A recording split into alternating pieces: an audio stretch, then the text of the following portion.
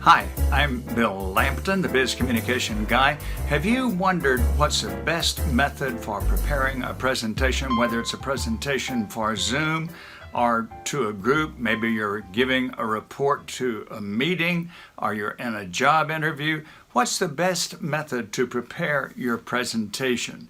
And which ones should you avoid? I'm sure you've heard different tips from speech coaches, maybe a speech class, possibly books that you've read about presentation skills. I'm going to start with an illustration from Brooke Baldwin, who spent 13 years at CNN, but like many CNN anchors, she did not begin her career at the top level. In fact, she was a reporter at a station in Charlottesville, Virginia. She talks about one evening she had a report that she was to give on camera. She was standing outside near a jail. There was a crowd of people gathered. Anchors back in the studio were yelling into her ear, and then all of a sudden the lights came on and it was time for her to speak. And what did she do? She went totally blank. Why? Because she had memorized her script, and in the heat of the pressure of all of a sudden being on television, which she wasn't all that accustomed to, she forgot it. So that was a very bad experience. However, she learned from the experience, and when she became a CNN anchor, she had some advice from those who were called eye reporters. Eye reporters were people who watched CNN, saw something that they felt would be useful for CNN, and they either phoned it in, they Skyped it in, or they sent a video in. And what she had to say to them was, don't just spit out what you've memorized. People want to hear, she said, the passion in your voice. That's one reason she became a favorite anchor at CNN. Even though she had a script for the day, people heard the passion in her voice. It was very conversational. When I taught speech communication at the University of Georgia, and this is what I still tell my speech coaching clients now, we talked about the 4 different methods of preparation for a presentation. One would be impromptu. Impromptu is what we would call off the cuff. Well, there's not much substance to that. You may have to give some impromptu presentations. You're in a meeting, the chairperson says to you, you know something about this, so get up and tell us about it.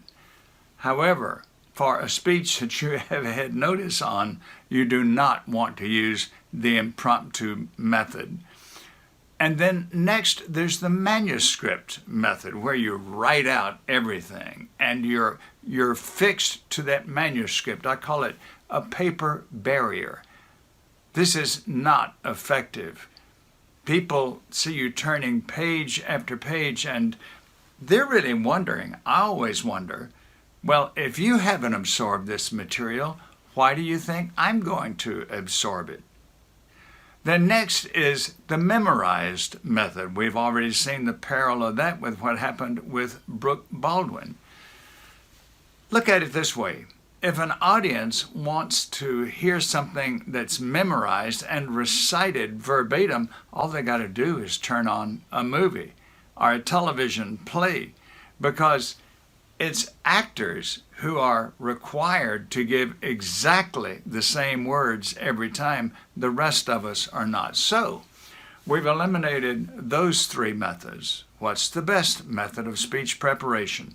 The best method of preparation for a presentation is what I call the key words method. Now, in this, you do just as much research as you would for a manuscripted speech or even a memorized speech. You work just as diligently. However, what you do, you make an outline once you've done your thorough research, and then you write down key words which will remind you when you're standing to speak, will remind you of the points that you want to make. And you don't have to have it all there before you. In fact, there have been a number of times in my career when I've given a 1-hour keynote presentation.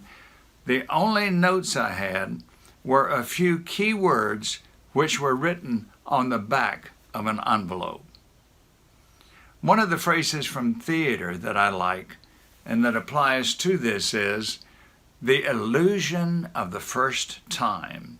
This is what the best actors do. They help you feel that this is happening right now. They're thinking these thoughts right now for the first time. They're making these motions right now for the first time. And then there's another phrase that I want to use. In addition to giving your listeners, however large the group, giving them the impression that this is the first time you're giving the presentation, the second phrase I want you to keep in mind that your presentation is planned, but it's not canned. We do not want canned presentations. So next time you're going to give a presentation of whatever type, make sure that you use the key words method as I have described it. Thanks for being with me today. I'm Bill Lampton, the Biz Communication Guy. I invite you to visit my website, bizcommunicationguy.com. Check my services for corporations and leaders. Give me a phone call. I'd love to talk with you about your communication challenges and problems and how I can help you with them. Meanwhile, all the best to you in your next Keywords presentation.